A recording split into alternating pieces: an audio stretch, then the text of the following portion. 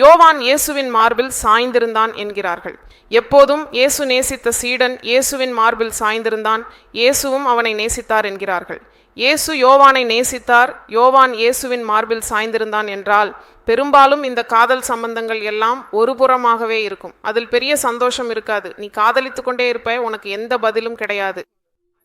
உன் நேரத்தை வீணாக்காதே, ஏனெனில் அவர்களிடமிருந்து உனக்கு எந்த பதிலும் வரவில்லை என்றால் நீ அமைதியாக இருப்பது நல்லது. இது இருபுறமான உறவு.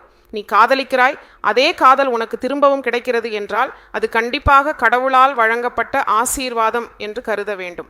இது பாவத்திற்கு ஊக்கமல்ல, இது ஆபத்தில் ஒருவரை ஒருவர் காப்பாற்றுவது, ஒருவருக்கொருவர் உதவுவது என்று பிரசங்கி நூலில் 4வது அதிகாரம் 10வது வசனங்களிலும் உள்ளது.